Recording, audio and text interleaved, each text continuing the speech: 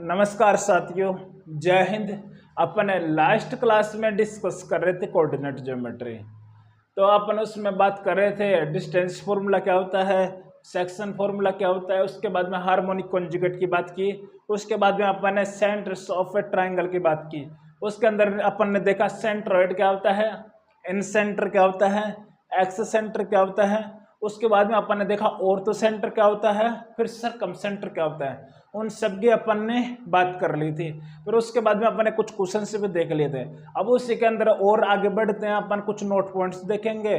फिर अपन आज बात करेंगे टाइप ऑफ क्वाड्रिलेटरल, ठीक है, उसमें अपन बात करेंगे। तो आप सबसे पहले अपन नोट पॉइंट डिस्कस करेंगे, उससे पहले मैं आपको समझाता हूँ, ठीक है। देखो यदि ये कोई अपने पास ट्राइंगल है एबीसी,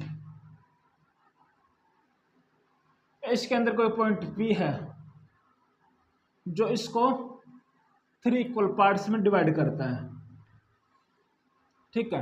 3 इक्वल पार्ट्स में क्या कर रहा है, डिवाइड कर रहा है।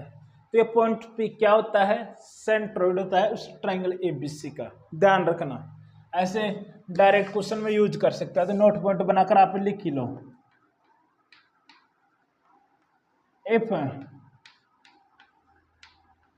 if a point P inside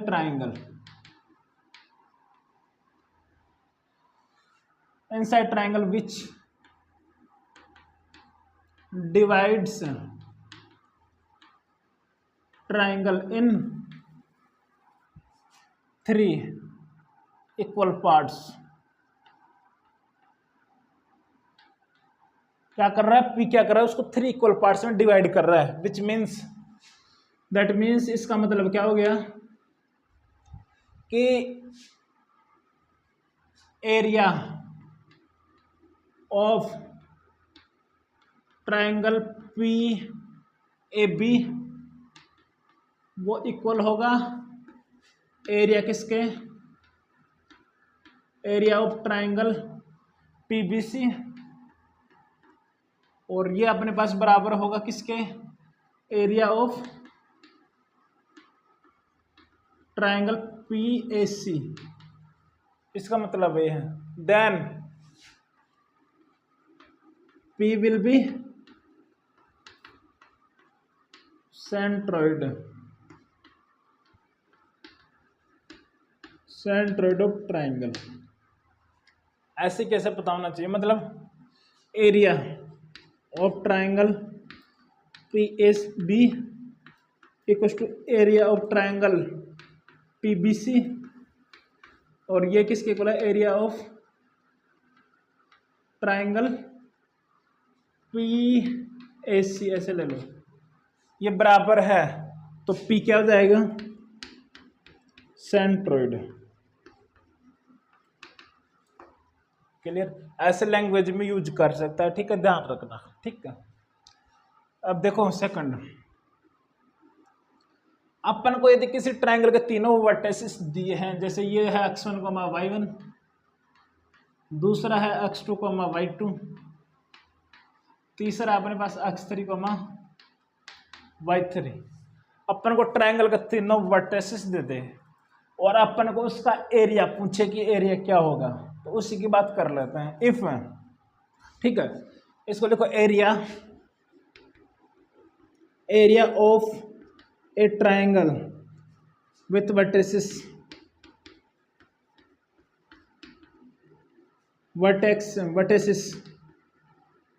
ए है अपने पास x1, y1, बी है अपने पास x2, y2 एंड सी है अपने पास x3, y3 will B.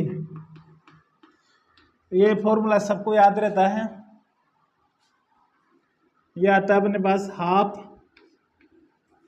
Into mod of x1 into y2 minus y3 plus x2 into y3 minus y1 plus x3 into y1 minus y2। ये formula लगभग सबको पता रहता है। याद करने का तरीका 123, 231, 312, ऐसे ध्यान रख सकते हो। ठीक है, कैसे 1 2 3, तो इसको थोड़ा सा आगे शिफ्ट कर दो 2 3 1, इसी को थोड़ा सा और आगे शिफ्ट कर दो 3 1 2, ऐसे भी ध्यान रख सकते हो। ठीक है, तो ये अपने पास से यदि तीनों वर्टिसेस दिए तो अपन ये डायरेक्ट फॉर्मूला यूज कर सकते हैं, तो इसको नोट कर लो। मेरे को फ्रेम चेक करना चाहिए एक बार।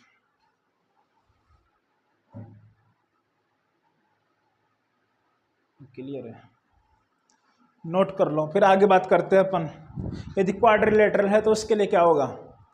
और इसी को अपन ऐसे भी लिख सकते हैं, इसी फॉर्मूले को, इसके इक्वल भी होता है half into determinant of x1 y1 1, x2 y2 1, x3 y3 1, ऐसे भी अपन इसको लिख सकते हैं। और इसको बार अपन को इसका मोड लेना पड़ेगा। ठीक है, ये मोड है, जो दो वर्टिकल लाइन है ये इस मोड को रिप्रेजेंट करती है, क्योंकि कभी भी एरिया नेगेटिव नहीं आ सकता, इसलिए मोड लगाना है। ठीक है, और इसको अपन इसकी इक्विवेलेंट भी लिख सकते हैं 1/2 इंटू मोड, फिर अंदर है determinant of x1 x2 y1 y2 plus x2 x3 y2 y3 plus x3 x1 और y3 y1।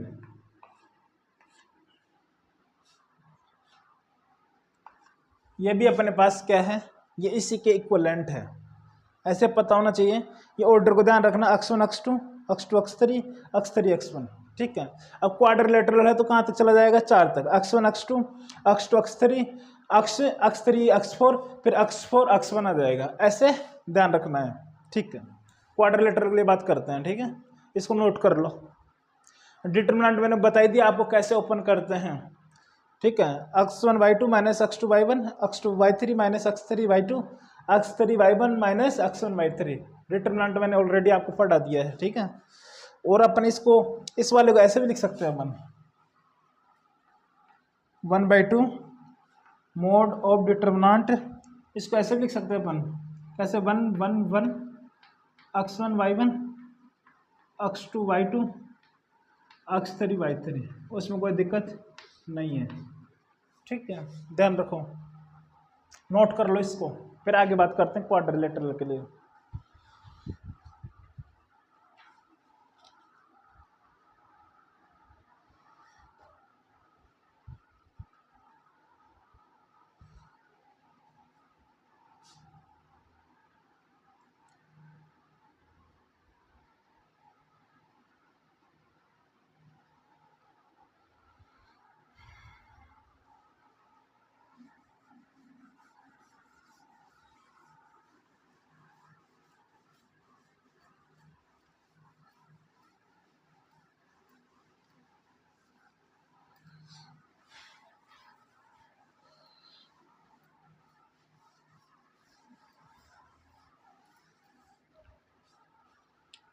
थर्ड देखो, area of quadrilateral.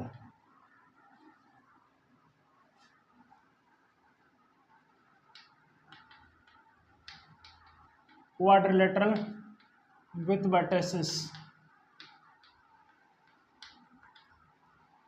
With vertices हैं अपने पास, ए है x1 y1, बी है x2 y2, सी है अपने पास x3 y3, एंड डी है अपने पास x4 y4 विल बी।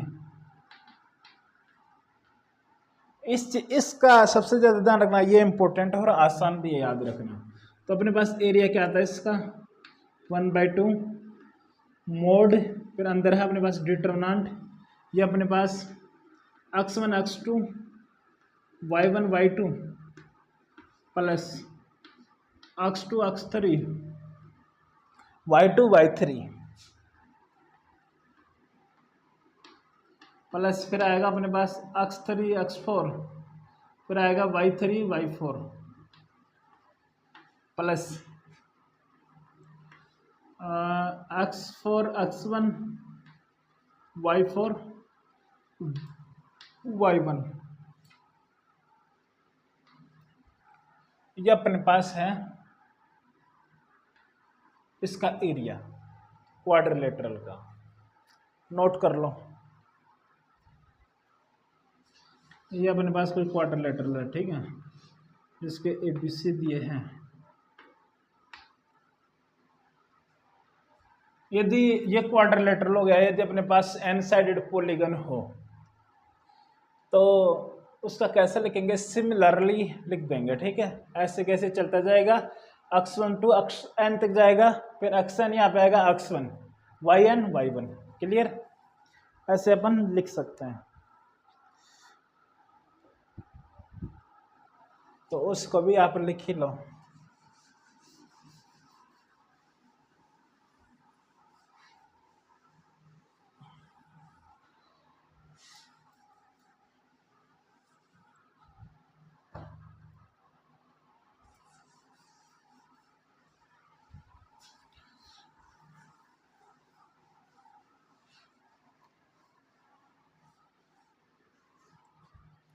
देखो थर्ड फोर्थ पॉइंट देखो,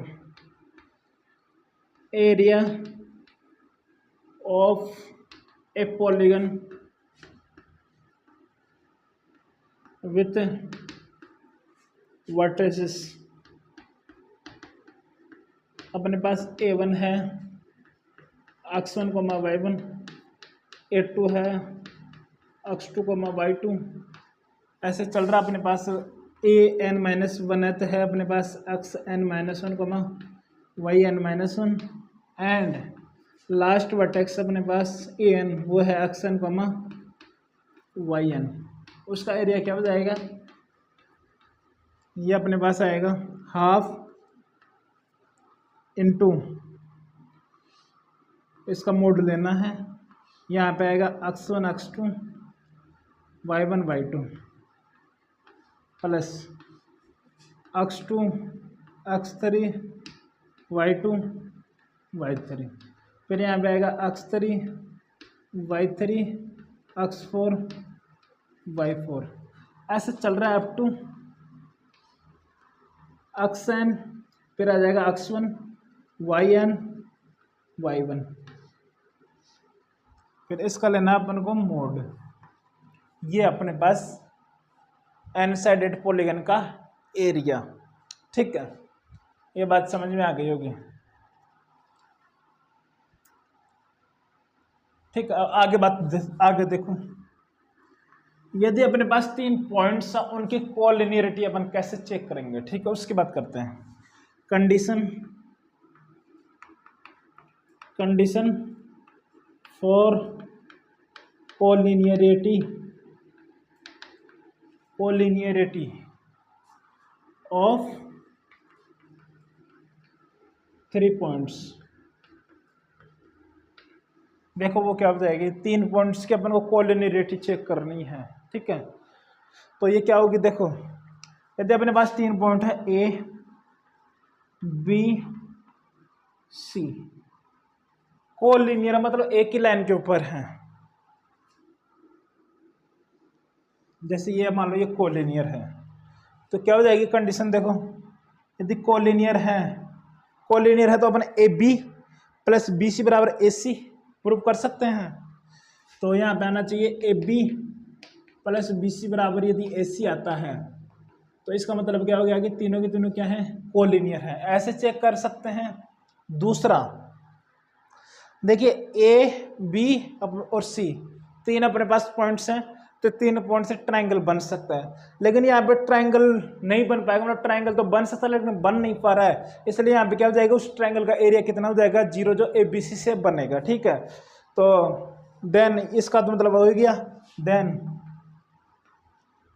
दे आर कोलिनियर, ठीक है, ठीक है। देखो इफ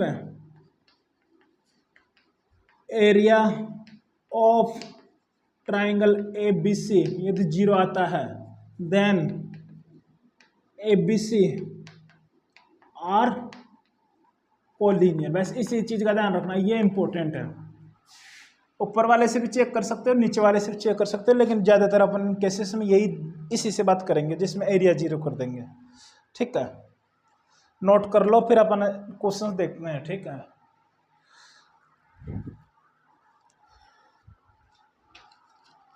क्वेश्चंस लिखे हैं मेरे पास।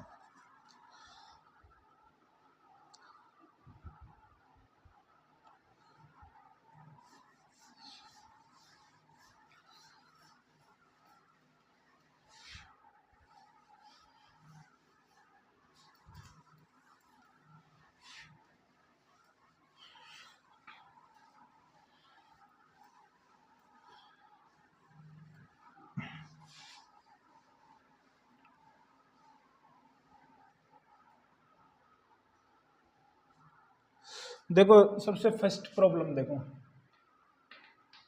इफ पॉइंट्स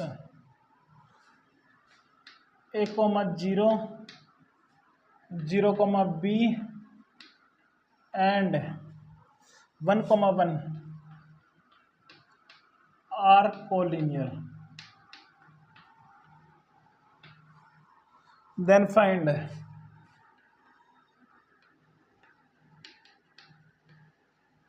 1/a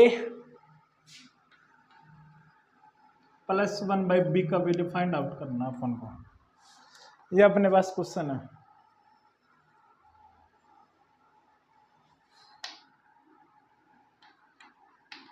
देखो ये तीनों पॉइंट्स क्या है, कोलिनियर है। कोलिनियर है तो अपन को इसका एरिया जीरो कर देना चाहिए। और यदि आपको याद आ रहा हो तो ट्रायंगल का फॉर्मूला क्या होता है एरिया निकालने के लिए? अपन जानते क्या होता है, x y2 minus y3 plus x2 into y3 minus y1 plus x3 y1 minus y2। इसको क्या करना है, अपन को जीरो करना है फॉर कोलिनियर।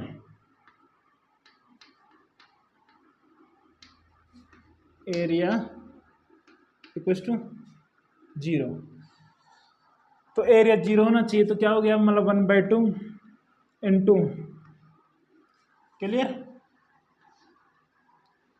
अब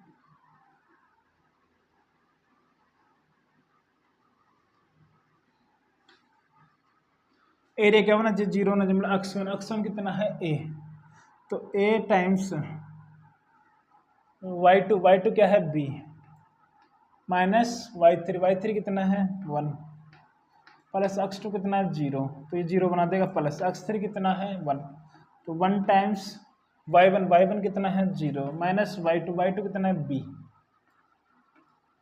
ये क्या होना चाहिए, 0 होना चाहिए।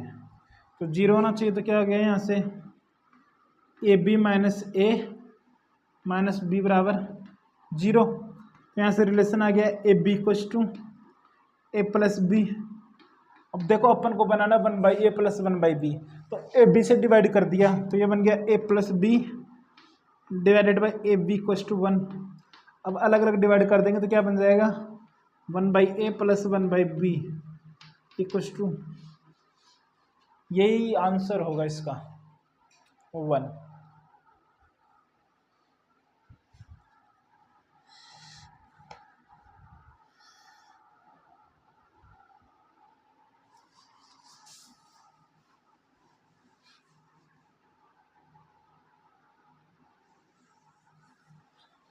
साथ साथ नोट करते रहना, ठीक है।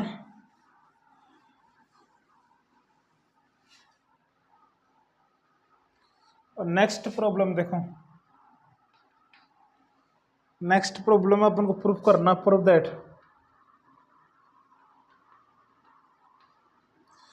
दैट पॉइंट्स अपने पास B comma C plus A, फिर C comma A plus B, फिर अपने पास and A comma B plus C are collinear.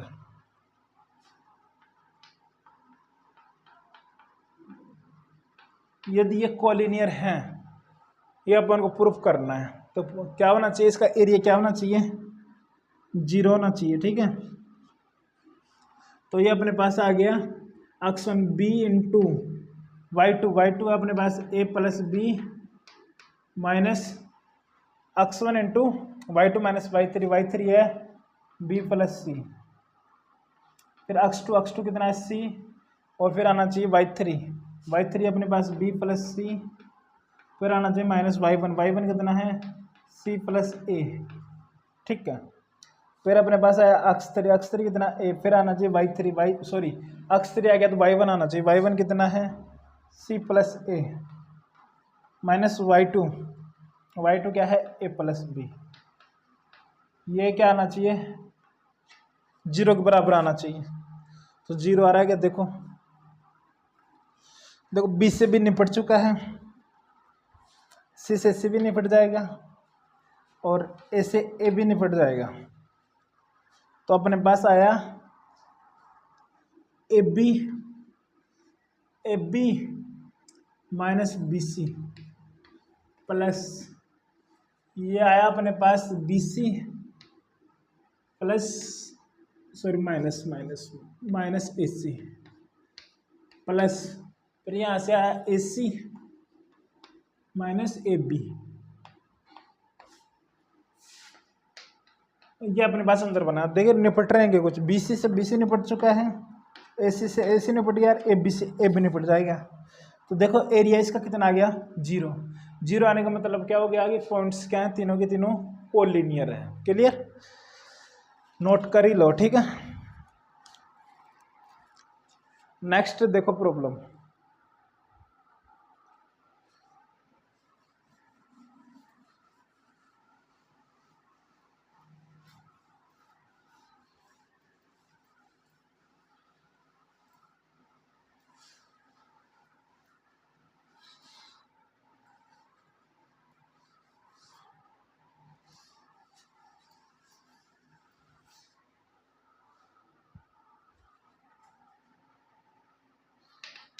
अपने पास प्रॉब्लम है, इफ ए अपने पास कोऑर्डिनेट दिए उसके 1,1, बी है जिसके कोऑर्डिनेट दिए 3,4, सी है अपने पास जिसके कोऑर्डिनेट दिए 5,-2, एंड डी है अपने पास 4,-7। In order are vertices of quadrilateral.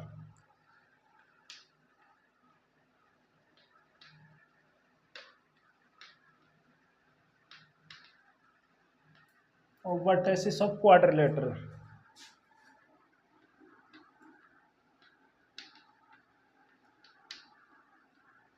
तो देन फाइंड इट्स एरिया।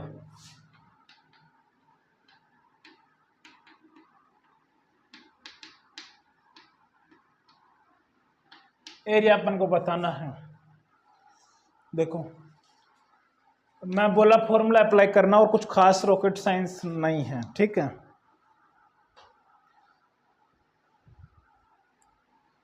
तो अपन जानते हैं, बोल दिया कि क्वाड्रिलेटरल हैं जिसके वर्टिसेस इसने बोल दिया ए बी सी हैं, और ए के कोऑर्डिनेट दे दिए 1,1, बी दे दिया 3,4, सी दे दिया 5,-2, और डी दे दिया अपन को 4,-7। ये अपने पास क्वाड्रिलेटरल है, इसका अपन को एरिया बताना है। तो अभी मैंने बताया कि एरिया भले एन साइडेड पॉलीगन हो उसकी भी अपन को कोई दिक्कत नहीं है। तो कैसे निकालते हैं, x1 x2 y1 y2 plus x2 x3 y2 y3 plus y3 y4 x3 x4 y3 y4, फिर वापस से स्टार्टिंग में आ जाएगा, मतलब x4 x1 y4 y1, ये होता है अपने पास। क्लियर, तो इसमें रख दो वैल्यू, वो क्या हो जाएगा 1/2 इंटू डिटरमिनेंट ऑफ दिस, तो यह जाएगा 1 1 3 4 प्लस 3 4 5 माइनस 2 प्लस 5 माइनस 2 और 4 माइनस 7 प्लस 4 माइनस 7 1 1। ये जो भी कैलकुलेट करने के बाद जो भी वैल्यू आएगी वही आंसर हो जाएगा। और 1/2 इंटू 4 माइनस 3 कितना हो गया? 4 माइनस 3 1 प्लस माइनस 6 और माइनस 20 तो माइनस 26 और 35 ये हो जाएगा प्लस माइनस 35 प्लस 14 माइनस 8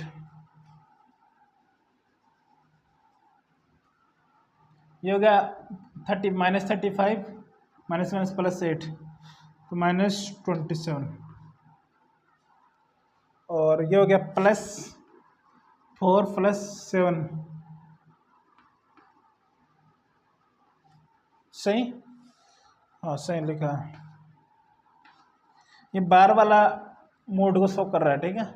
ये अपने पास आ जाएगा 1/2 इंटू, इनको ऐड करो 26 और 27 माइनस 53 माइनस 53 में से 12 गए तो कितना रह गया? माइनस का 41। तो ये अपने पास आंसर आना चाहिए 41/2 यूनिट स्क्वायर, ठीक है। ये इसका करेक्ट आंसर होगा 41/2। एक बार चेक कर ही लेता हूँ कैलकुलेशन, ठीक है करेक्ट है। नोट कर लो। फिर अपन आगे बात करेंगे क्वाड्रिलेटरल की। उसमें अपन देखेंगे कि पैरेललोग्राम क्या होता है, रेक्टेंगल क्या होता है, रोम्बस क्या होता है, स्क्वायर क्या होता है, ट्रेपेजियम क्या होता है, साइक्लिक क्वाड्रिलेटरल क्या होता है, काइट क्या होता है। फिर उसके बाद में अपन क्वेश्चंस देखेंगे 3-4। फिर उसके बाद में अपन आगे बात करेंगे स्ट्रेट लाइन की, जिसमें अपन सबसे पहले बात करेंगे लोकस से रिलेटेड कि लोकस क्या होता है। फिर अपन अलग अलग पाथ्स की इक्वेशन से निकालेंगे, ठीक है। तो पहले इसको नोट कर लो, फिर अपन आगे बढ़ते हैं टाइप्स ऑफ क्वाड्रिलेटरल में। सबसे पहले बात करेंगे पैरेललोग्राम, जो कि अपन को सबको बचपन से पता होता है। क्या होता है पैरेललोग्राम? जिसमें अपोजिट साइड्स क्या हो? Parallel and equal.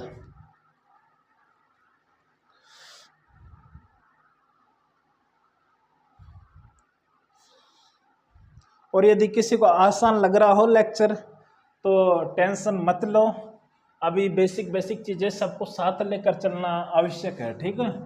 ऐसा नहीं कि हो सकता है कि कुछ बच्चों को दिक्कत हो, और ऐसा भी हो सकता है कि बहुत से बच्चों को दिक्कत ना हो, सबको ऐसी चीज़ें पता हो पहले से। लेकिन थोड़ा बेसिक से लेकर चलेंगे तो चीज़ें बहुत अच्छे से समझ में आएंगे, ठीक है। जिससे कि किसी भी प्रकार का कन्फ्यूजन ना रहे, इसलिए सब चीज़ें मैं पहले बता रहा हूँ, ठीक है। आगे यूज भी होंगी बार बार। और जब आप जेई के पीवाई के क्वेश्चंस देखोगे, जो बहुत पहले के क्वेश्चंस हैं, उनमें आपको बहुत बार यूज करवाएगा इन चीज़ों का, ठीक है। और तो सेंटर, सरकम सेंटर, इन सेंटर, एक्स सेंटर, इनकी बात करता है, ठीक है। तो पता होना बहुत जरूरी है। तो अब आगे आप हेडिंग बनाओ।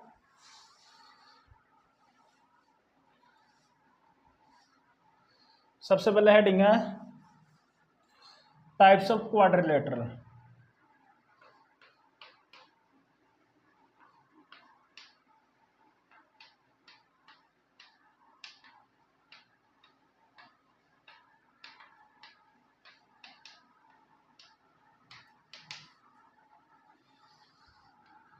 टाइप्स ऑफ क्वाड्रिलेटरल में सबसे पहले आप लोगों को पैरेललोग्राम, सबसे ज़्यादा इसी के बारे में अपन जानेंगे। आगे कुछ आगे के जो अपने पास होंगे रेक्टेंगल है, साइक्लिक क्वाड्रिलेटरल, बाकी रोम्बस, स्क्वायर, उनमें ज़्यादा पॉइंट्स नहीं आएंगे। सबसे ज़्यादा पॉइंट्स आएंगे अपने पास पैरेललोग्राम में, जो कि सबको पता होना चाहिए।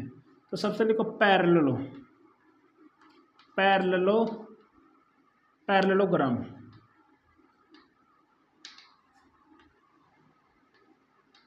पैरेललोग्राम क्या होता है? बचपन से अपन को सबको रटाया जाता है स्कूल में। क्या होता है? Opposite sides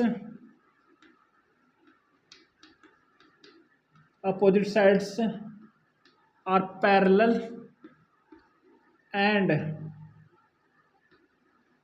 equal. यदि किसी भी क्वाड्रिलेटरल के अपोजिट साइड्स पैरेलल हैं और इक्वल हैं तो वही अपने पास क्या बनता है, पैरेललोग्राम। देखो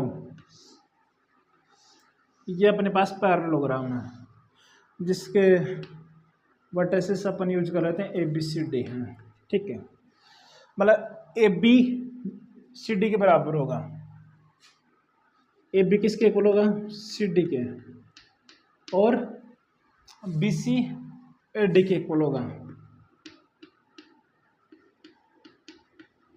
बट डायगोनल्स इक्वल हो ऐसा कोई जरूरी नहीं है, डायगोनल्स इक्वल नहीं होते हैं। एंड क्या हो गया, AC not equals to BD। और देखो, और ये डायगोनल्स एंगल बाइसेक्टर्स भी नहीं होते हैं, मतलब ये वाला एंगल और ये वाला एंगल बराबर भी नहीं होते हैं, ठीक है। तो आगे लिख लो, diagonals are not angle bisectors. Diagonals are not angle bisectors, मतलब एंगल बाइसेक्टर्स नहीं होते हैं। बट ये डायगोनल्स आपस में एक दूसरे को बाइसेक्ट करते हैं। बाइसेक्ट करने का मतलब, यदि ये इसको अपन O दे दें तो BO और OD बराबर होंगे और AO और OC बराबर होंगे। तो अपन ऐसे लिख सकते हैं कि डायगोनल्स एक दूसरे को बाइसेक्ट करते हैं। तो इसमें लिख लो, डायगोनल्स बाइसेक्ट ईच अदर, एक दूसरे को बाइसेक्ट करते हैं। बाइसेक्ट करने का मतलब कि BO OD के बराबर होगा एंड AO किसके बराबर होगा, OC के बराबर होगा। मतलब इसका मतलब क्या होगा, यूज कैसे करेंगे। अपन को फॉर एग्जांपल ABC के 3 कोऑर्डिनेट दे दिया, अपन को ABC दे दिया और अपन से D पूछ ले कि पैरेललोग्राम का 4th वर्टेक्स फाइंड आउट करो। तो कैसे फाइंड आउट करेंगे, इस कॉन्सेप्ट को यूज करते हुए देखो, ये इसको अपन ले लिया x1, y1, इसको ले लिया x2, y2, इसको ले लिया अपन ने x3, y3, ठीक है।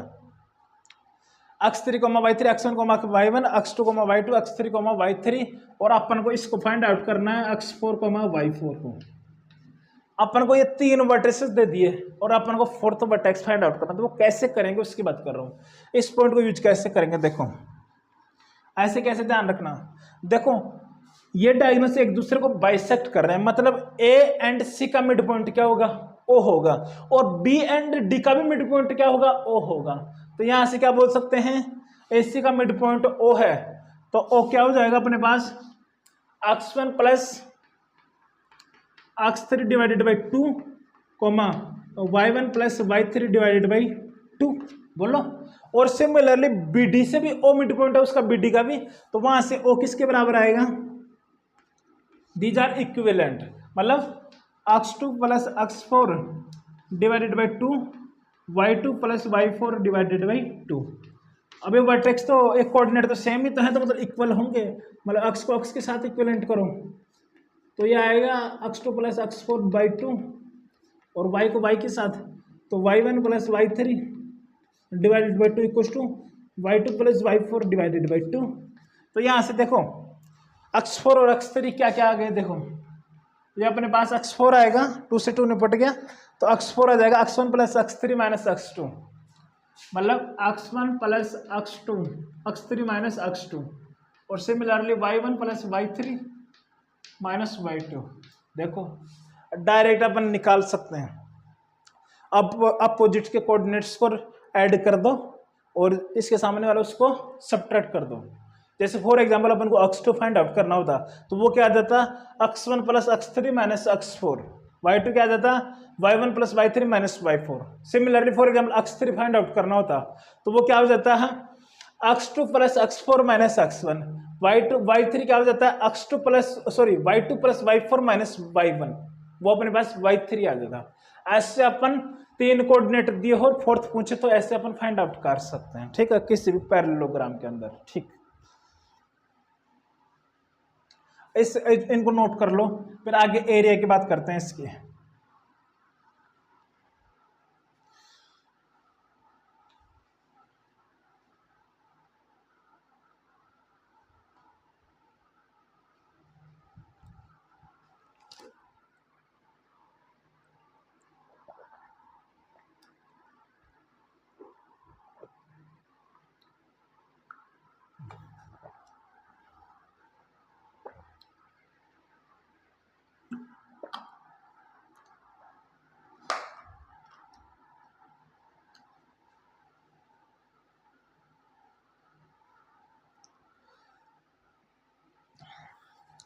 ये एंगल बराबर नहीं है, ठीक है।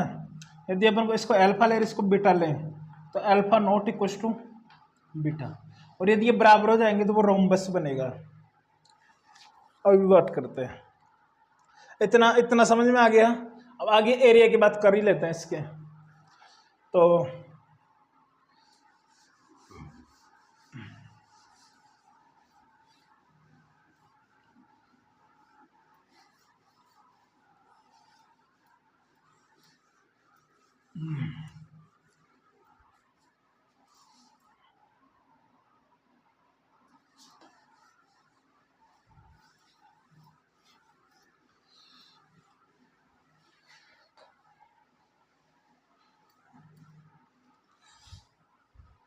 देखो, ये अपने पास पैरेललोग्राम है ABCD। ये अपने पास इसका एक डायगोनल है जो है जिसकी लेंथ है D1, और ये दूसरा डायगोनल है जिसकी लेंथ है D2, और इन दोनों डायगोनल्स के बीच में अपन को एंगल दे दिया वो है थीटा। ठीक है, दोनों डायगोनल्स के बीच में अपन को एंगल दे दिया थीटा। तो एरिया क्या होता है डायगोनल्स का, सॉरी एरिया ऑफ पैरेललोग्राम, वो अपने पास आता है half into D1 into D2 sine theta. ऐसे कैसे ध्यान रखना, ठीक है, half D1 D2 sine theta. और एक फॉर्मूला और आता है area of parallelogram equals to P1 into P2 divided by sine theta. अब ये आए कैसे उसकी भी बात करेंगे। P1 into P2 sine theta, जहाँ पर P1 और P2 क्या है, पैरेलल लाइंस के बीच की डिस्टेंस है, where P1 and P2 are distance between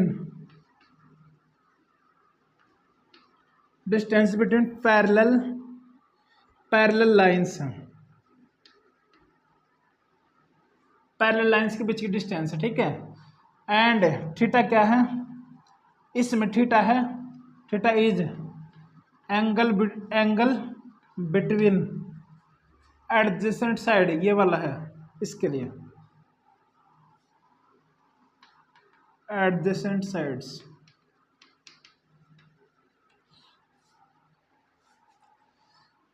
ऊपर वाले में थीटा क्या है, एंगल बिटवीन डायगोनल्स। क्लियर। अब ये कैसे है इसको प्रूफ कर देते हैं, ठीक है। देखो अपने पास ये पैरेललोग्राम है,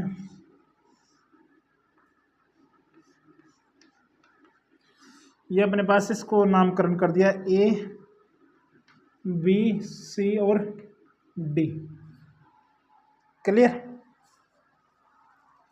अब इसने बोला P1 और P2 क्या है, डिस्टेंस बिटवीन पैरेलल लाइंस। तो देखिए P1 ये हो जाएगा, ठीक है,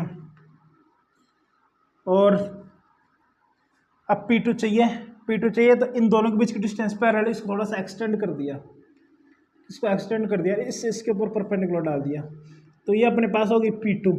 बोलो हुई कि नहीं हुई। क्लियर।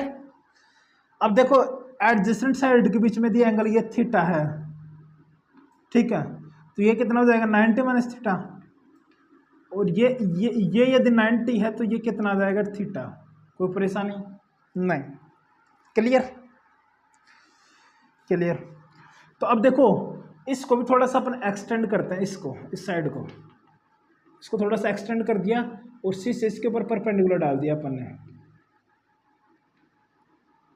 इसको अपन ने नाम दे दिया ई और इसको दे दिया अपन ने एफ। अब ये बताओ तुम कि जो ये ट्रायंगल बन रहा है ये वाला जो ट्रायंगल बन रहा है, इसका एरिया और इस ट्रायंगल का एरिया बराबर होगा कि नहीं होगा? क्लियरली दिख रहा होगा, ठीक है। और देखो अब अपन देखे इसका एरिया निकालेंगे, इस क्वाड्रिलेटरल या इस पैरेललोग्राम का, ये वाला सॉरी इसको एफ ने इसको दे देते हैं एफ। ए है ये, तो ए बी सी डी ये इसके इक्विवेलेंट नहीं हो जाएगा, इस रेक्टेंगल के बराबर नहीं हो जाएगा, ई एफ सी और डी के बराबर। तो एरिया क्या हो जाएगा? एरिया हो जाएगा बेस इंटू हाइट है। हाइट तो पता है ही कितनी है P1, और बेस कितना है? बेस ये है अपने पास एफ ई और ए बी बराबर होगा कि नहीं होगा? होगा। तो इसको लिख दिया P1 इंटू ए बी, क्योंकि ए बी एफ ई के बराबर है। अब ए बी कैसे फाइंड आउट करेंगे? देखो अपन को ये थीटा पता है, राइट एंगल बन रहा है, तो यहाँ से अपन ये हाइपोटेनियस नहीं निकाल सकते। कैसे निकालेंगे? इसमें लगा दो अपन perpendicular upon hypotenuse. Sine theta बराबर परपेंडिकुलर क्या है P2 और हाइपोटेनियस कितना है H मान लेते हैं, तो H क्या आ गया P2 upon sine theta. Clear. तो ए बी तो H है, तो ये आ गया P1 into P2 divided by sine theta. बोलो। तो ऐसे इसको, लेकिन थोड़ा ध्यान रखना, ठीक है। और वो half D1 D2 sine theta ये सबके लिए वैलिड हो जाएगा, ठीक है। Half D1 D2 sine theta, ये क्लियर। अब आगे अपन बात करते हैं रेक्टेंगल की। नोट कर लो इसको।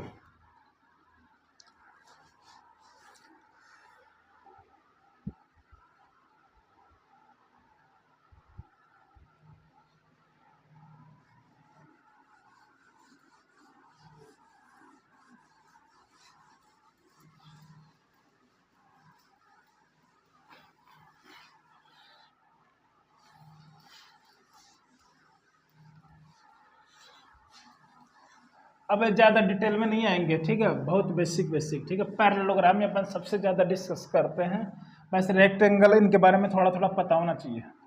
Second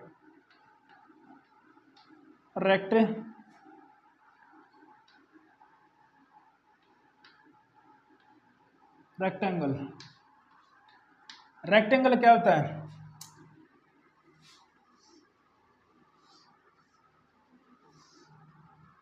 Opposite sides are parallel and equal and diagonals are also equal, ये इसकी डेफिनेशन होती है, ठीक है। इसको ध्यान रखना। अपोजिट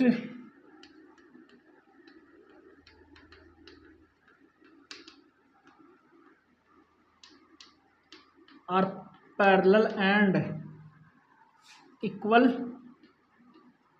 और डायगोनल्स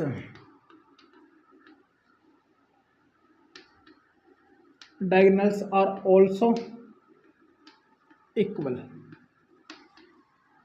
ये अपने पास है ए बी सी डी, तो यहाँ पे क्या हो जाएगा? A B equals to C D and A D equals to B C and A C equals to B D. ये अपने पास रेक्टेंगल होता है, ठीक है। अब आगे बात करते हैं रोम्बस की।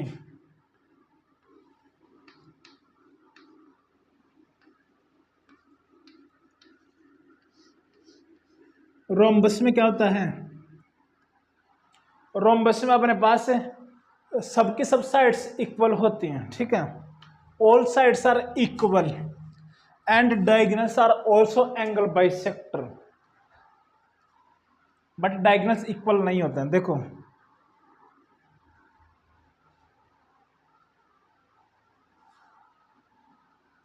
ऑल साइड्स आर इक्वल,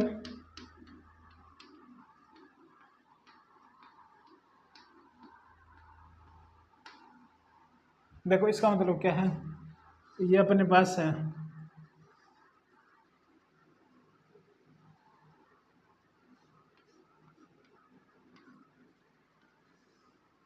ये अपने पास रोम्बस है। देखो इसमें डायगोनल्स तो इक्वल होते नहीं है, बट ये वाला एंगल और ये वाला एंगल बराबर होते हैं। यदि ये अल्फा है तो ये भी अल्फा होगा, और ये डायगोनल्स एक दूसरे को 90 डिग्री पे बाइसेक्ट करते हैं। ठीक है, all sides are equal but diagonals are not equal. मतलब यदि ये ABC है, ठीक है, ABCD, इसका मतलब क्या होगा कि AB BC के बराबर होगा, BC CD के बराबर होगा, CD DA के बराबर होगा, होगा कि नहीं होगा। बट एंड AC कभी भी इस केस में BD के बराबर नहीं होगा। ये अपने पास रोम्बस का बेसिक डेफिनेशन है। अब इसके बाद में देखो कि जो इसका एंगल ये डायगोनल होता है वो एंगल बाइसेक्टर होता है इन रोम्बस। इसमें लिख लो diagonals are angle bisector, angle bisectors. ठीक है, और ये एक दूसरे को बाइसेक्ट करते हैं 90 डिग्री पे। ठीक है, ये भी आप लिख सकते हो।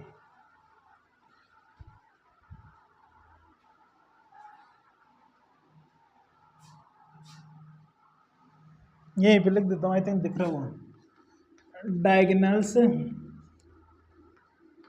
Diagonals bisect each other at 90 degree, ये भी पता होना चाहिए। क्लियर। अपन पैरेललोग्राम की बात कर ली, रेक्टेंगल की बात कर ली, रोम्बस की बात कर ली, अब अपन बात करेंगे स्क्वायर की। ठीक है, और इसका एरिया क्या हो जाएगी, ये डायगोनल D1 है, ये डायगोनल D2 है, तो एरिया क्या हो जाएगा, वो आ जाएगा half D1 D2 sine theta. Sign 90 कितना होता है 1, तो हाफ D1 D2 ही आ जाएगा। अब अपन आगे बात करते हैं स्क्वायर की।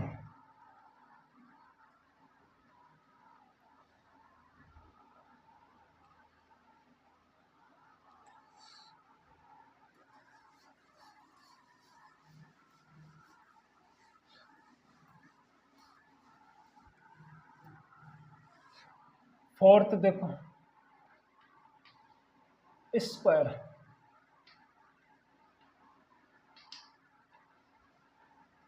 स्क्वायर में क्या होगा, साइड्स इक्वल होंगी और डायगोनल्स भी इक्वल होंगे और डायगोनल्स एंगल बाइसेक्टर्स भी होंगे। ठीक है,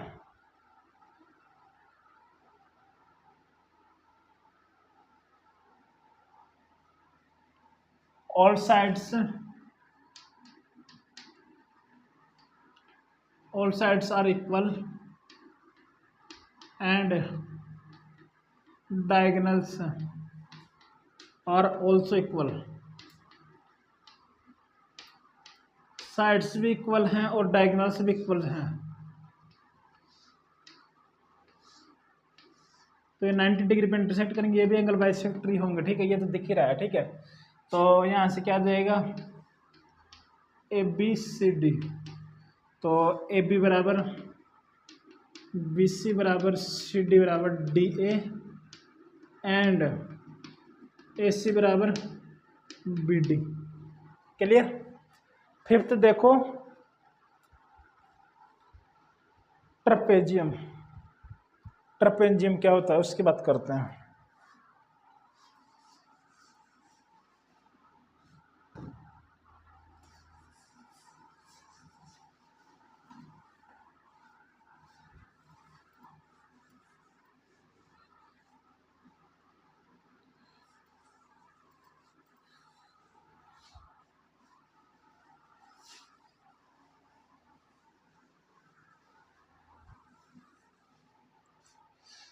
फिफ्थ देखो ट्रपेजियम।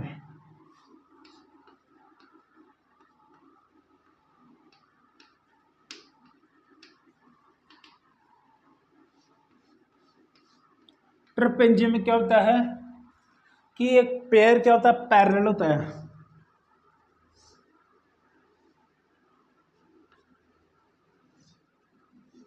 ये अपने पास क्या ट्रपेजियम है, ठीक है।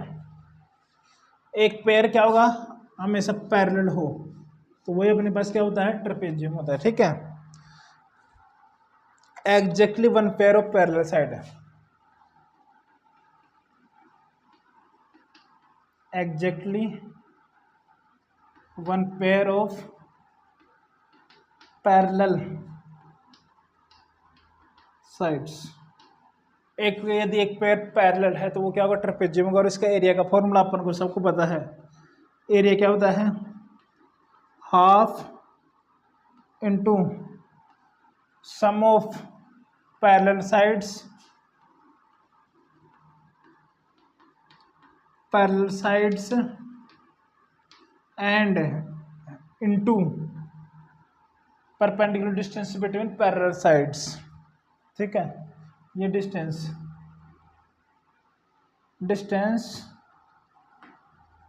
बिटवीन पैरेलल साइड्स, ये इसका फॉर्मूला होता है, जो कि पता होना चाहिए सबको, यूज होता है। और तो क्या है, बेसिक चीजें हैं, पता ही होंगी सबको, ठीक है। 6th देखो, साइक्लिक क्वाड्रिलेटरल।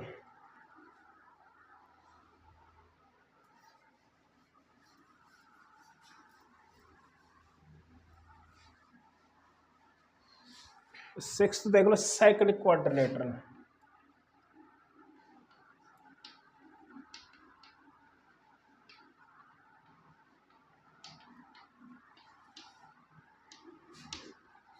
साइक्लिक क्वाड्रिलेटरल में क्या होगा, अपोजिट एंगल्स का सम कितना होगा, 180 होगा, ठीक है।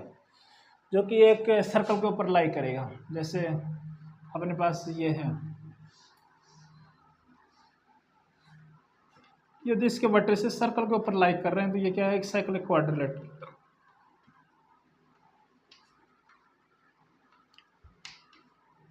और अपोजिट एंगल्स का सम कितना होगा, 180 होगा, ठीक है। तो इसको लिख लो, सम ऑफ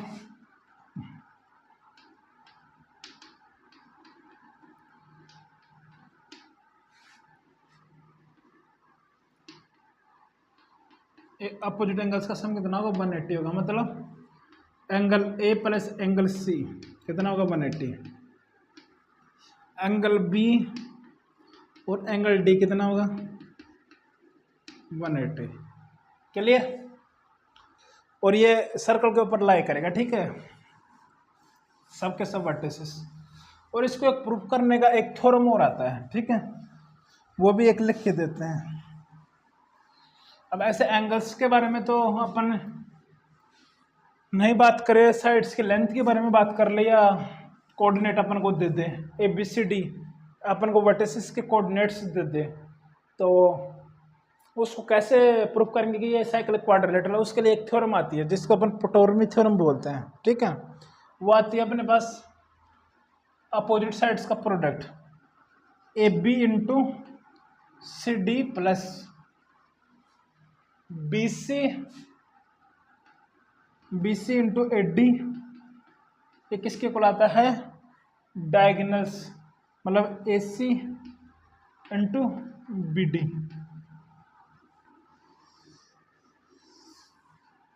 ये एक थ्योरम है जिसको अपन पटोरमी ऐसा कुछ बोलते हैं, पटोरमी थ्योरम, पटोमी थ्योरम भी, ठीक है। जब अपन को एंगल्स के बारे में कुछ भी पता नहीं और अपन को वर्टिसेस दिया और अपन को प्रूफ करना हो कि साइक्लिक क्वाड्रिलेटरल है कि नहीं, तो इस थ्योरम का यूज करना कि अपोजिट साइड की लेंथ का प्रोडक्ट का सम डायगोनल्स की लेंथ के प्रोडक्ट के बराबर आता है, ठीक है। इस चीज का ध्यान रखना। 6 हो गए, साइक्लिक भी हो गया, ठीक है। अब लास्ट अपने पास काइट। काइट का मतलब पतंग।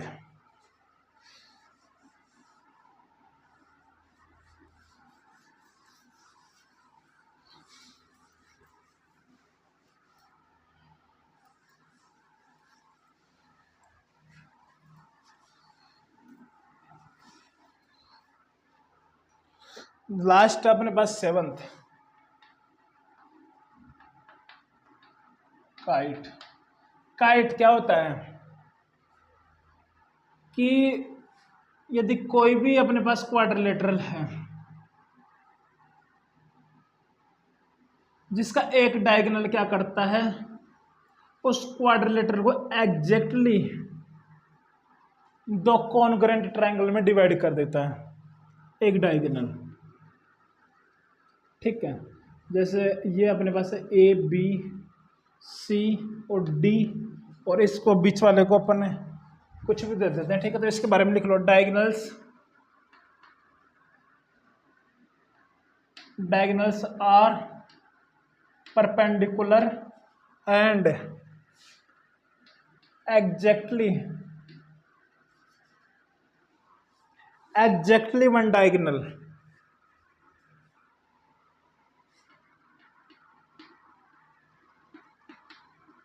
एग्जैक्टली वन डायगोनल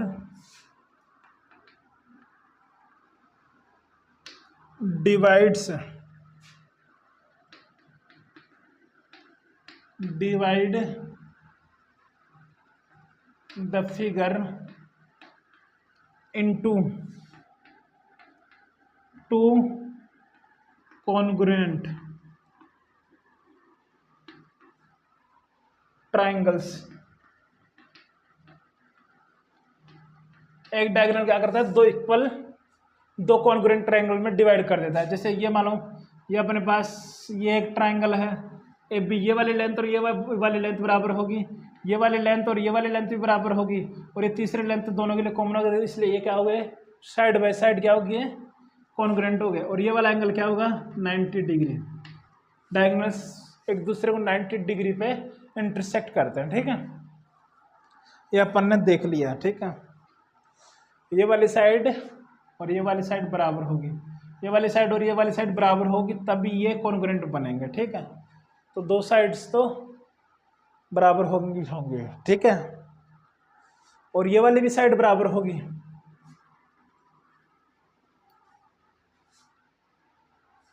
ठीक है, कुछ भी दे दो नाम। ठीक है, अब आगे बात करते हैं, कुछ नोट पॉइंट्स देखते हैं।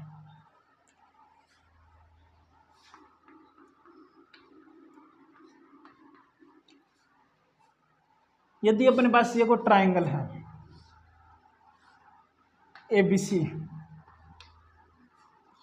इस ट्रायंगल्स के साइड्स के मिड पॉइंट्स अपन को दिए हैं, जैसे ये है P, ये है Q, ये है R। ठीक है, इन मिड पॉइंट्स को यदि अपन ज्वाइन कर देते तो एक ट्रायंगल बनेगा कि नहीं बनेगा।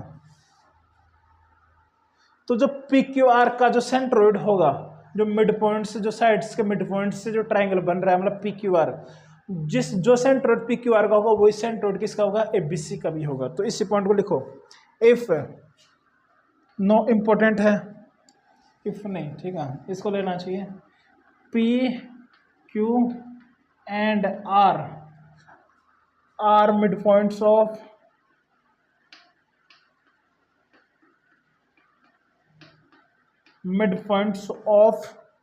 sides of triangle ABC। ठीक है, ABC के मिड पॉइंट से then centroid of triangle PQR, ये किसके बराबर हो जाएगा, equals to centroid of triangle ABC।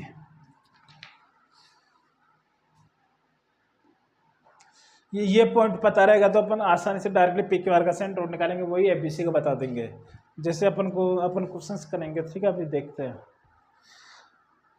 जितने ज़्यादा पॉइंट्स पता रहेंगे उतना आसान रहेगा क्वेश्चन बनाना। ठीक है, ये है इम्पोर्टेंट बात। और वरना अपन मिड पॉइंट ये दिया है, फिर इसको जूम करेंगे x1, y1, x2, y2, x3, y3, फिर मिड पॉइंट से मिड पॉइंट अपन को पता है, तो वहाँ से x1, x2 और x3 और y1, y2, y3 निकालेंगे तो बहुत लंबा हो जाएगा।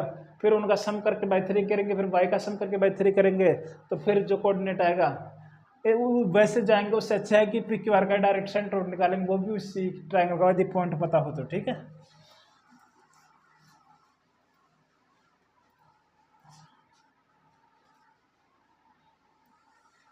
अब प्रॉब्लम्स देखो।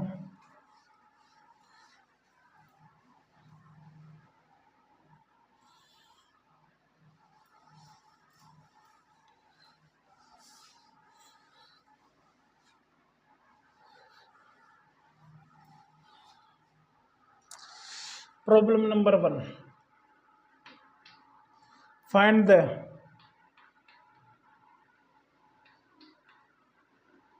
The ratio in which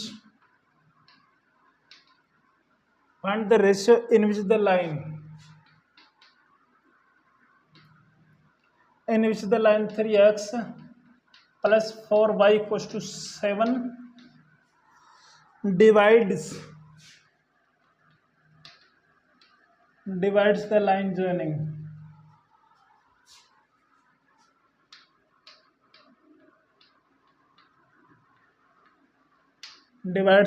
joining so -3, 2 and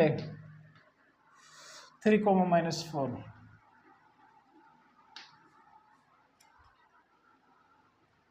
ये अपने पास क्वेश्चन है।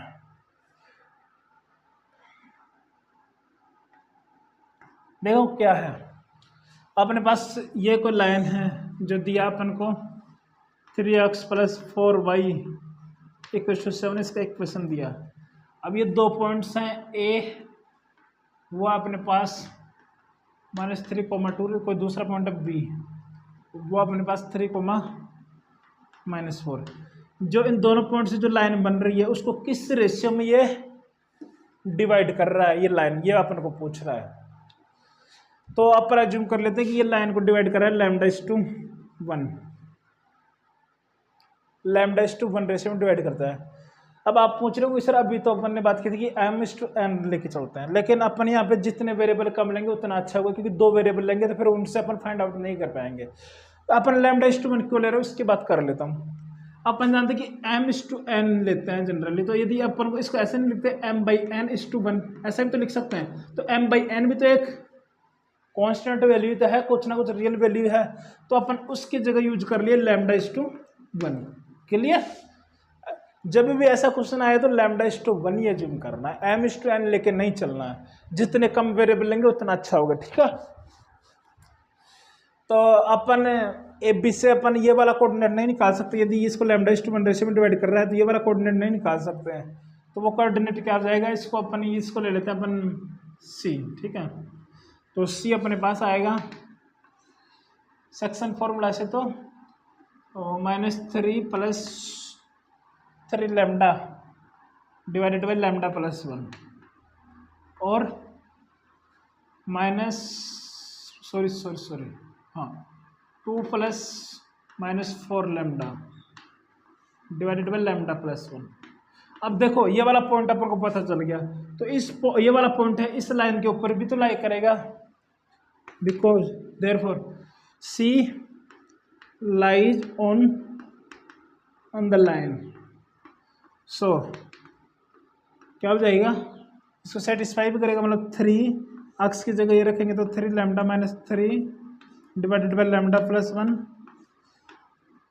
+4 y की जगह आएगा 2 - 4 लैम्डा डिवाइडेड बाई λ+1 = 7।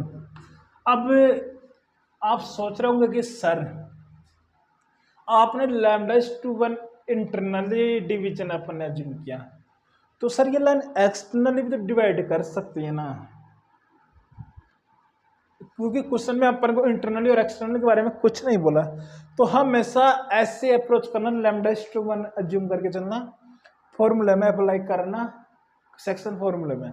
तो वहां से जो लैम्डा का वैल्यू नेगेटिव आ जाए उसका मतलब है कि वो एक्सटर्नली डिवाइड कर रहा है, और यदि लैम्डा का वैल्यू पॉजिटिव आ जाए तो इसका मतलब है कि वो इंटरनली डिवाइड कर रहा है। इस बात का ध्यान रखना। ठीक है, तो यहाँ से जो भी लैम्डा का वैल्यू आएगा वो देख लो क्या आता है। देखो इसको मैं सिंप्लीफाई करता हूँ, 9 lambda -9 + 8 minus 16 lambda equal to 7 lambda plus 7।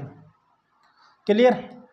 तो 9 lambda minus 16 lambda minus 7 lambda minus 7 इधर गया तो 14 लैम्डा, तो ये बन गया 14 लैम्डा। और उधर से ये -9 + 8 -1 उधर से इधर आया तो माइनस का 8। ठीक है, तो लैम्डा अपने पास आ गया -4/7। तो इसका मतलब क्या हो गया कि लैम्डा -4/7 है, मतलब -4/7:1, मतलब इसका मतलब क्या होगा -4:7 में डिवाइड कर रहा है। और इसका मतलब ये 4:7 एक्सटर्नली डिवाइड कर रहा है। ठीक है, ये है इसका मतलब 4:7 एक्सटर्नली, माइनस साइन आने का मतलब एक्सटर्नल। अपन ऐसे अप्रोच किए तो एक डायरेक्ट याद रख सको तो एक डायरेक्ट नोट पॉइंट भी है कि इतना नहीं भी करे और अपन डायरेक्ट रेशियो फाइंड आउट करना चाहिए, तो वो रेशियो अपने पास ऐसे भी अपन निकाल सकते हैं। कैसे? ये आता है minus times AX1 plus BY1 plus C divided by AX2 plus BY2 plus C। ये भी डायरेक्ट आता है ये रेशियो, मतलब इतना याद नहीं रहेगा। ठीक है, आप तो ऐसे अप्रोच करना, बहुत ही आसानी से बन जाएगा। ठीक है,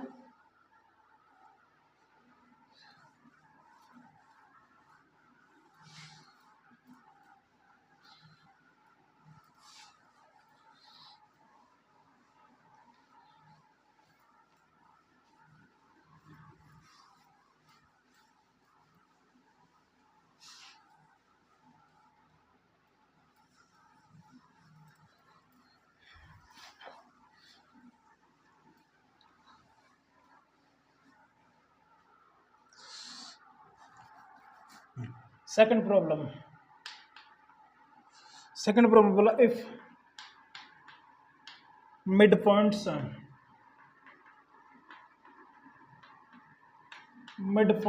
of sides of a triangle, यदि किसी ट्राइंगल के साइड्स के मिड पॉइंट्स अपने पास वो दिए हैं अपने को 3/2, 0, 3/2,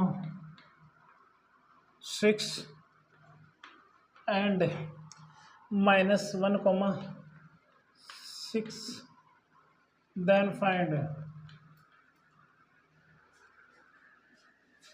find फर्स्ट पार्ट इसका सेंट्रॉइड,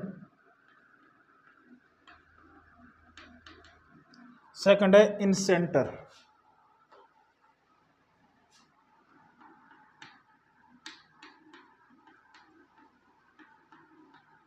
इन सेंटर फाइंड आउट करना है।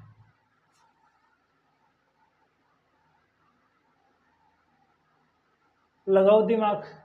अभी मैंने एक नोट पॉइंट लिखाया था कि मिड पॉइंट्स का जो जिससे वो जो ट्रायंगल बनेगा उसका सेंट्रोइड और जो वर्टिसेस ABC है दोनों का सेंट्रोइड क्या होता है, सेम होता है।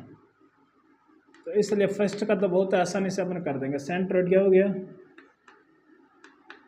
सेंट्रोइड हो जाएगा x1 + x2 + x3/2, मतलब 3/2 + 3/2 -1 डिवाइडेड बाई 3 और वो हो जाएगा 0 + 6 + 6/3। तो ये आ जाएगा अपने पास 3 - 1 2 2/3 12 डिवाइडेड बाई 3 4। तो ये अपने पास सेंट्रोइड आ गया। अब अपन को इन सेंटर निकालना, तो इन सेंटर के लिए अपन फॉर्मूला जानते हैं, वो क्या होता है AX1 + BX2 + CX3 divided by A + B + C। उसी को यूज करना है। कैसे करेंगे देखो, ये अपने पास ट्राइंगल है ABC, और इसके मिड पॉइंट्स अपन को दे दिए PQR, जो कि दिए हैं अपन को 3/2, 0। ये अपने पास 3/2, 6, ये अपने पास -1, 6। ABC क्या है, अपन को ABC चाहिए ही चाहिए, क्योंकि ABC चाहिए। अपन जानते हैं AX1 + BX2 + CX3 / A + B + C, मतलब अपन को तीनों साइड्स की लेंथ भी चाहिए और तीनों वर्टिसेस के कोऑर्डिनेट भी चाहिए। तो चाहिए तो अपन अज्यूम कर लिया कि ये A है अपने पास x1, y1, B को अज्यूम कर लिया, अब वो है x2, y2, C है अपने पास x3, कोई परेशानी नहीं, ये अपन ने अज्यूम कर लिया। तो अपन ये क्या है, मिड पॉइंट है PQR, तो मतलब P मिड पॉइंट है, तो क्या होना चाहिए इक्वेशन, x2 + x3 / 2 किसके इक्वल आना चाहिए, 3/2। तो यहाँ से क्या इक्वेशन बन गई, x2 + x3 बराबर कितना आ गया, 3, फर्स्ट इक्वेशन। ऐसे सिमिलरली y के लिए, तो y2 + y3 क्या होना चाहिए, /2, कितना आना चाहिए, 0। तो यहाँ से क्या आ गया, y2 + y3 कितना आ गया, 0। ऐसे Q क्या है, मिड पॉइंट है AC का, AC का मिड पॉइंट है, मतलब x1 + x3 / 2 कितना होना चाहिए, 3/2। तो यहाँ से दिख गया क्या, x1 + x3 कितना आ गया, 3, क्लियर। और फिर y के लिए y1 + y3 / 2 कितना है, 6। तो यहाँ से आ गया y1 + y3 कितना आ गया, 12, ठीक। अब देखो AB का मिड पॉइंट वो क्या हो जाएगा, x1 + x2 / 2 कितना है, -1। तो यहाँ से आ जाएगा x1 + x2 = -2, और y1 + y2 / 2 कितना आ जाएगा, 6। तो ये आ गया अपने पास y1 + y2 = कितना आ गया, 12। ये अपन को पता चल चुका है। अब देखो अपन को x1, x2 और x3 का वैल्यू फाइंड आउट करना है, वो आ गए तो अपने पास सब कुछ हो जाएगा, और वो निकालने के लिए अपन ने 3 इक्वेशन बना लिए हैं। अब x1, x2, x3 को आपस में एलिमिनेट करके x1, x2, x3 निकालना है, ठीक है। मैं इसको हटा देता हूँ, ठीक है। तो क्या करना चाहिए, देखो या तो एलिमिनेट कर लो या इन तीनों को ऐड करो, x वाली को, ठीक है। तो तीनों को ऐड करेंगे तो क्या हो जाएगा, 2 times of x1 + x2 + x3 = कितना आ गया, 3 + 3 6, 6 - 2 4। तो /2 क्या, तो x1 + x2 + x3 कितना आ गया, 2, क्लियर। अब अपन को x1 निकालना है, तो इसको यदि अपन 1 ले, इसको यदि 2 ले, और इसको यदि अपन 3 ले, तो इसमें से 1 सब्ट्रैक्ट करेंगे, ठीक है। इसको 4 ले लिया, तो 4 - 1 किया, तो 4 - 1 तो x2 और x3 निपट जाएंगे, x1 अपने पास आना चाहिए -1, और यदि 4 में से यदि 2 को सब्ट्रैक्ट करेंगे तो क्या आएगा, x2 भी कितना आ जाएगा, -1।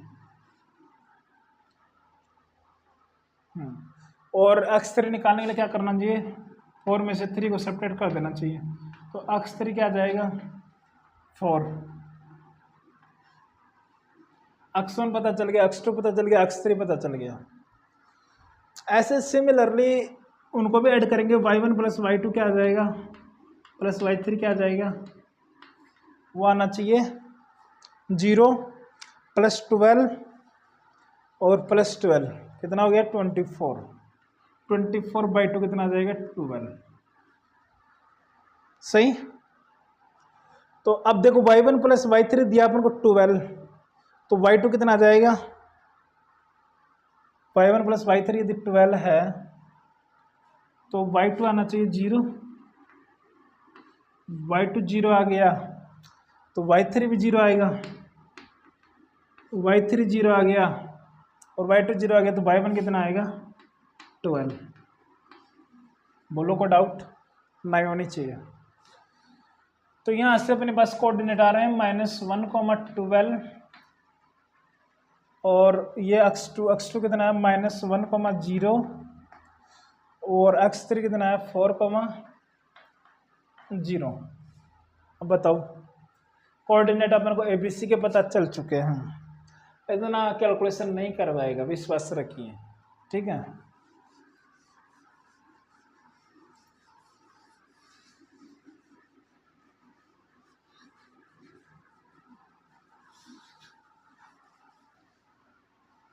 लेकिन थोड़ा पता भी होना चाहिए कि अपन कभी इमरजेंसी में ज़रूरत पड़ सकती है, ठीक है, कि कैसे निकाला है, ठीक है, तो पता होना बहुत ज़रूरी है। तो यहाँ से अपने पास कॉन्सेप्ट कुछ खास नहीं है इसमें, बस के थोड़ा सा अपन कैलकुलेशन करें और कुछ भी नहीं है।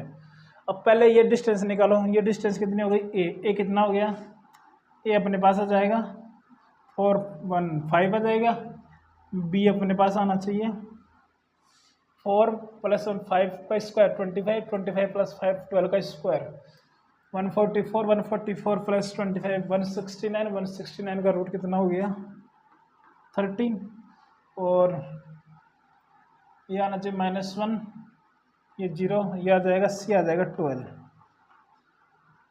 तो अब अपने पास इन सेंटर क्या आ जाएगा, देखो इन सेंटर आएगा ए कितना 12, x1 कितना -1 प्लस बी कितना है 13 इंटू x2 कितना है -1 प्लस सी कितना है 12 इंटू x3 कितना है 4 divided by A plus B plus C. तो इन सब का सम कितना आ रहा है 17 और 13 30, तो यहाँ पे आ जाएगा 30 और सिमिलरली यहाँ पे y कोऑर्डिनेट भी लिखेंगे, वो आ जाएगा अपने पास 5 इंटू y1 कितना है 12 और बाकी सब 0 है डिवाइडेड बाई 30। तो इसको बस सिंप्लीफाई करना, -5 -13 कितना हो गया -18 प्लस 48 में से 30 बाई 30 1 और 12 5 60 डिवाइडेड बाई 30 2 1,2 इन सेंटर आएगा 1,2, ठीक है।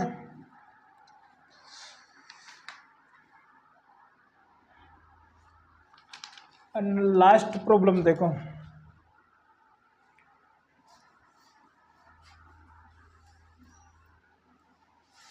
खुद से आंसर निकालने की कोशिश करना, फिर देखो कि तुम्हारा कैलकुलेशन कितना हद तक ठीक होता है, ठीक है। यदि अपन कॉन्सेप्ट अच्छे से लगा रहे, यदि अपना छोटा भी मैथमेटिक्स में यदि छोटी सी भी गलती होती है कैलकुलेशन में, तो पूरा का पूरा आंसर बदल जाता है, ठीक है। तो इसलिए ध्यान से करना है, ऐसी गलती नहीं करना है कि जिसमें कैलकुलेशन में मिस्टेक हो, ठीक है। लास्ट प्रॉब्लम है आज के लिए, फिर आगे बात करेंगे अपन स्ट्रेट लाइन की। If opposite vertices of A square, if opposite vertices of a square are a, b and b, a, then find area of the square।